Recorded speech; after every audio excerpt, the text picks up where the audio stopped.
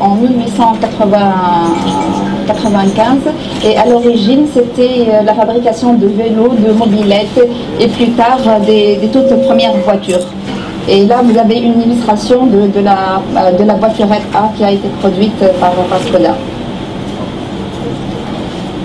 Donc les premières productions en série ont débuté en 1907 et par les modèles signés A, B, C, D et E. Et plus tard, donc il y a eu, là vous avez une illustration de la voiture type G dont 120 unités ont été produites entre 1908 et 1911. Plus tard, donc l'histoire de Skoda elle a été marquée par la Première Guerre mondiale et l'entreprise, l'usine, elle a été détruite. Donc pour renforcer sa position, l'entreprise qui a été créée par Václav Klement et Václav Laurent, elle a fusionné avec Skoda Works of Pilsen et à partir de cette date-là, on a commencé à voir la fameuse flèche qui symbolise aujourd'hui le logo de Skoda. Et à la fin des années 30, Skoda elle devient leader de son marché avec le trio donc des voitures populaires, rapides et superbes. Et vous avez à chaque fois à droite de l'écran les logos qui ont marqué Skoda pendant cette période de temps.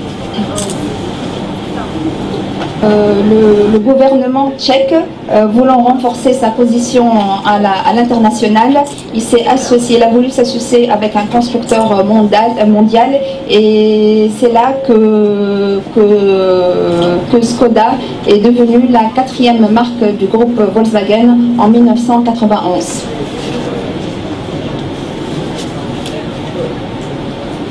Voilà, et c'est le dernier logo Skoda donc, qui est en vigueur depuis l'année 2011. Quelques chiffres sur Skoda. Donc les premières voitures, les premiers véhicules Skoda ont été produits en 1905 à l'usine de Mladá Boleslav en Tchéquie. Et Skoda est aussi présente en Inde, en Russie et en Chine et en Slovaquie.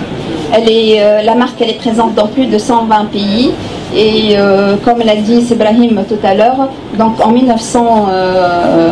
2014, la marque elle a réussi la barre de 1 million de véhicules vendus dans le monde. Et la marque elle vise à l'horizon 2018 de dépasser 1,5 million de véhicules dans le monde. Donc pourquoi Skoda en Tunisie? Tout d'abord parce que c'est une marque du groupe Volkswagen. La marque elle est présente dans plus de 100 pays, notamment dans les pays d'Afrique du Nord, comme la Libye, l'Algérie, le Maroc. C'est donc tout naturellement qu'on a voulu importer et distribuer cette marque en Tunisie. Et puis la marque, elle offre une gamme large de voitures qui répondent aux besoins des Tunisiens.